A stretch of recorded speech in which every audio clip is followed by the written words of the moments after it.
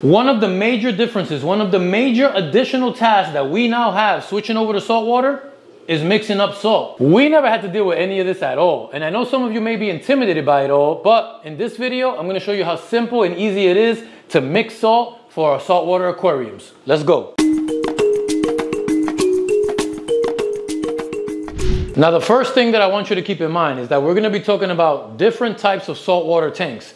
There's fish only with live rock, and then there's a reef tank full of coral. In a saltwater reef tank, it's recommended to do 10 to 20% water changes weekly. Why? Because bigger water changes can cause parameter swings that your coral may not like. In a fish only or a fowler tank, you can do much bigger water changes if you needed to get more nutrients out of the tank, like nitrates, phosphates, silicates, stuff like that, especially if you're using tap water to fill your saltwater tank, which will have higher levels of unwanted nutrients. Don't worry, I'm not gonna gloss over that tap water statement. I'll get into that in a minute. Now, when it comes to mixing salt, you typically wanna mix your salt about 24 hours before you decide to do a water change. Why? One, you just want to give the salt time and make sure that it dissolves fully in your water. Two, you want to give that water time to clear up after adding the salt. You don't want to add a bunch of cloudy water into your tank, making your whole tank cloudy. And three, it's not a good practice to go more than 24 to 48 hours after mixing your salts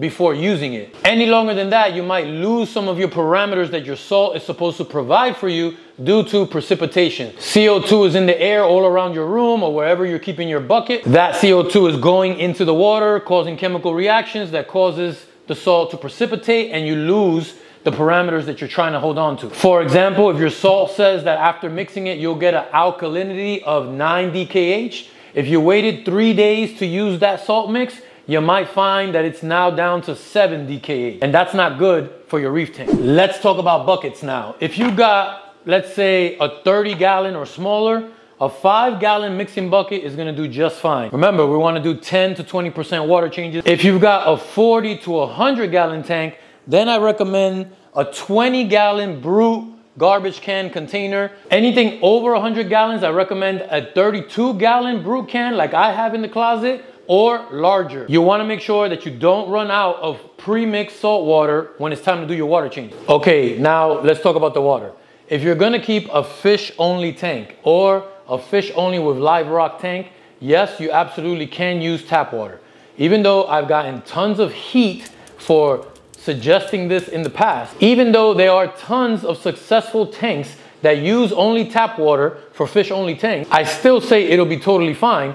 But I'm going to go a step further than that. I'm actually going to set up a brand new 100-gallon tank, make that a saltwater fish-only tank with live rock, and I'm going to do it using only tap water just to drive the point home. That way, all the Tommy Trolls and all the Salty Susans can settle down a bit. Yes, my boys are here in this 10-gallon saltwater tank, fish only, because they're going through some ick treatment right now just to be on the safe side. And my little corals are almost done with their 30-day quarantine as well. Can't wait to get those guys in the salt. Make sure to subscribe so you don't miss it. So we're gonna first mix the salt with some tap water, and then I'll show you my RODI setup afterwards. I'm using Aquavitro Salinity salt for a few reasons, but let me first say that there are plenty of salt choices out there to choose from. Some of them are gonna result in different parameters for alkalinity, calcium, magnesium, and other carbonates and bicarbonates. Some salts won't give you the same results during every single mix. Some salts won't mix well. Some salts will stay very cloudy in the water. Some salts will gunk up at the bottom of your mixing container. Salinity does none of that. But more importantly than that, Salinity comes with a guaranteed analysis on every single bucket. Check this out. All you gotta do is look at the back of your bucket. Let me find it. And look for a lot number. See if it can focus on there. Let me get the camera to focus. This might be tough, guys, because this salt is heavy. Ugh. Check out that lot number. The struggle is real. I hope that came out clear in the camera because this thing is heavy. Ooh. So every individual bucket comes with its own personal lot number. You can take that number to the Aquavitro website, punch that lot number in, and it will give you the certificate with the guaranteed analysis of what every parameter you're going to get when you mix this salt. That's the Aquavitro Chem way. Now, why is that important? In a reef tank, the most important thing is stability. If you've got salts that are mixing up with different parameters every time you do a water change, and your parameters swing like crazy, your reef, your corals are not going to like that. Not at all. One other caveat about Salinity and any Aquavitro product, Aquavitro is the sister company to Chem. Together with Chem, they really believe that the mom and pop local fish stores are the backbone of this hobby. We all need those kind of stores in order for this hobby to survive and thrive. For that reason, the Aquavitro brand can only be found at your LFS, in your local mom and pop shop. You cannot purchase this online anywhere. The reason for this is to encourage you to visit those local shops more, give them some business, keep them in business, to keep our hobby growing and strong. Okay, let's get to mixing. I know that was a little bit long-winded. I usually don't do that, it's not my style, but I had to get all that stuff out of the way. Here we go. Every single salt that you use, every salt mix, any salt bucket is gonna have the dosing parameters on the bucket itself. Aquavitro Salinity is half a cup per gallon, will get you to 35 parts per thousand. Now I'm gonna give you this example using this 5-gallon bucket filled with water, tap water right now, but make sure that you understand that whatever I'm doing here, you have to adjust it for your tank size, your water change size, your mixing bucket size. All of that has to fit with what you got going on. But I wanna just show you this example. Right here, I'm using a 1 cup measurement, which should be good for 2 gallons of water. I filled up this 5-gallon bucket, maybe 4/5 of the way up. It's not completely filled, but close to the top. But I'm doing that for a reason, because I wanna show you guys something. Now, whatever mixing bucket container you use, the next thing you wanna do is get yourself a wave maker or a power head and put it in that water. I went digging through my shed and I found an old school wave maker that I don't even use anymore. You do not need something this big. You just need something big enough that's gonna keep the water moving and helping the salt to mix in your mixing container. Drop it down to the bottom of the container, plug it in, let it do its thing. As you can see, all that surface movement, surface agitation means the wave maker is doing its job, mixing the water up. Now, when you grab your measurement, your scoop, whatever it may be, you don't want a mountain of salt bigger than your measurement, right? So you wanna shake some off and just make sure it's nice and flat and flush with your measuring cup. Now, this is a 1 cup scoop, which should be good for 2 gallons of water. We're gonna just sprinkle it in nice and slow, right into our water. There's really no method, no pattern, no anything like that. There's not a recommended speed. Some people say put it in there slow. Some people say just throw it in there. Listen, you're gonna let this sit for some time and let it mix regardless, okay? But that's not what I wanna show you. Here's the thing I wanna show you. That measurement of salt was good for 2 gallons of water, but I have more than 2 gallons of water in this bucket, and I'm doing that for a reason. After adding your salt, you're gonna give it some time, let's say 20, maybe 30 minutes just to be safe, that all your salt is mixed up. Then you're gonna take a measurement, because here's the thing, guys. It's one thing to know that half a cup of salt is good for 1 gallon of water. That's great information, but in reality, you're not always gonna have the same 5 gallons of water, the same 20 gallons of water in your brute can, the same 32 gallons of water. It's not gonna work that way. There are times when you need to use a little bit of salt water here and there for this or for that. So what I feel a more important measurement is to know how much your salinity level rises in whatever container size it is that you're using. Let me explain. I haven't given this enough time yet, but I'm gonna take a salinity measurement right now just to show you an example. I'm gonna grab my handy dandy refractometer, flip the top open, grab some water with my pipette, and I'm just gonna drop 2 or 3 drops right on the screen here in the window. Good enough.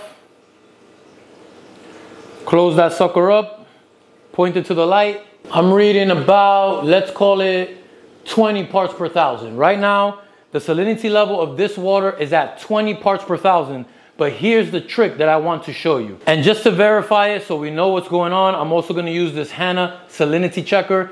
I'm gonna do some videos on Hanna instrument checkers, because these things are great.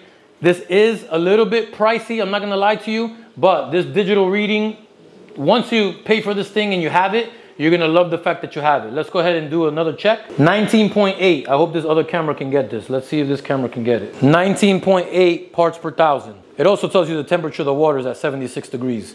another cool thing about this. Okay, so we're at 20. Here's what I want to do. What I want to know, the measurement that matters to me more, is whatever size mixing container I'm always going to use to mix my salt water. I want to know how much this regular, normal measurement of salt that I'm always going to use, I'm going to call it this 1 cup measurement.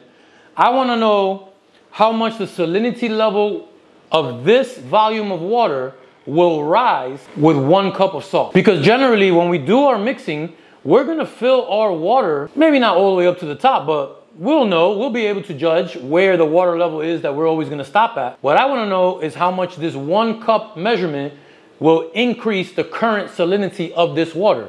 So right now we're at 20. I'm going to add this right here, all in one shot. Didn't even do it slow. I'm going to give it like 5 or 10 minutes, even though you should give it more, but this is all for a purpose here, guys. And then I'm going to test the salinity again. Whatever number I get, I'm going to take the difference of that number with the salinity level it was previously. And now I know that 1 cup measurement, 1 cup of salt will always raise my mixing container the same amount of salinity. Does that make sense?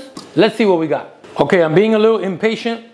I'm not giving the salt enough time to mix, but that's irrelevant right now. This is just for the purposes of showing you something. So we're at 0 on the meter. We're going to check the salt right now. And now I'm reading 38 parts per thousand. Give this camera a chance to get it. 38.6. Okay, 38.6 parts per thousand right now, and it's steady. So what that tells me, if we take 38.6 parts per thousand that's in here right now, and we subtract it from the 20 parts per thousand that was in here previously, that means that we just raised the salinity by 18.6 parts per thousand. So that tells me this critical information. When I fill my mixing bucket up to the same level that I'm always going to fill it to, and I need to raise the salinity level, I now know that 1 cup measurement of salt is going to raise the salinity by 18 parts per thousand. That is essential information to know. Trust me, there's going to be times when you use some water, you don't use all of it, you refill it with tap water, you dilute the salinity, you have to add more salt to get you back to 35 parts per thousand, and you're like, well, I don't know how much to add because I don't know how much water I put back in, how much water was in there before. Trust me, it gets a little crazy, okay? So now you know exactly how much one measurement of your salt, whatever it may be a 1/2 cup, it may be a 1/4 cup, it may be a spoonful, it depends on your tank, right? But whatever that measurement is, you want to know exactly how much is going to change the salinity level of your water volume. If that confused you in any way, I apologize, but leave me a comment below and I'll try my best to explain it some more. You want to make sure that you end up with a 35 parts per thousand salinity level before using this water. Again, you want to really let it sit for about 24 hours to make sure that the water is clear, that the salt is mixed. Check this out already, just a few minutes later, it's already starting to get clear. This is why I like salinity, because it does mix well and clear quickly. Now, if you are gonna do a reef tank with coral in your saltwater tank, like I plan to do in my 150, then I do recommend that you get an RODI filter. This is an RODI filter, and what it does is simply strips your tap water of all the impurities, all the heavy metals, all the toxic things that are in there, and turns your water into basically pure water with nothing in it. No minerals, no metals, no toxins, not anything bad or anything good. It's just completely nothing in it. If you've ever heard about TDS, that's total dissolved solids. Everyone's tap water has a different TDS level. That's just a level that shows how many things are in your tap water. When it reaches the last filter, which is the deionizer, the TDS will read 0. It will have 0 total dissolved solids in the water. The reason why you use RODI water when you're going reef is because the salt that you use is going to give you a specific amount of all of the parameters based on a 0 TDS water. If you use tap water and you use the salt, there's no way you're going to get the same levels, the correct parameters, because you don't know what's in that tap water. And that's not going to be good for your coral. That's why with coral, you need to keep things at the same level. You want salt that mixes at the same levels every time. And that's why you want to start off with 0 TDS water. So real quick, this is my direct water line coming from my sink. It goes through that blue hose, it wraps around here. This is the inlet water line right here that goes into my RODI. goes through all the chambers, goes through the membrane, does its thing, and then it pumps itself out through this line here, which travels down here, splits here, and goes into, this is my 32-gallon brew mixing tub. This is where I store my RODI water, and the reason why you have to store it here is because RODI water takes time to fill up this bucket size. It's a very slow process. You don't want to have to sit here and wait for this bucket to fill up, which is why I use a float valve here. When this float valve is hanging down, it will fill water into the bucket. Once the water raises the float valve, it basically turns off the water from entering the bucket so that the bucket doesn't overflow. That's the best way, whoops. That's the best way to prevent you standing here for hours waiting for this thing to fill up, or even worse, thinking that you could set a timer or an alarm and that you'll come back and check it. Trust me, that's how people get this overflow problem. Get yourself a float valve. It's the best thing that you can do. Now, what if this float valve fails and for whatever reason it either doesn't pop up or it doesn't cut off the water? That's why I have this emergency drain line right here. The drain line, if you can see, the level of it is below the level of the can.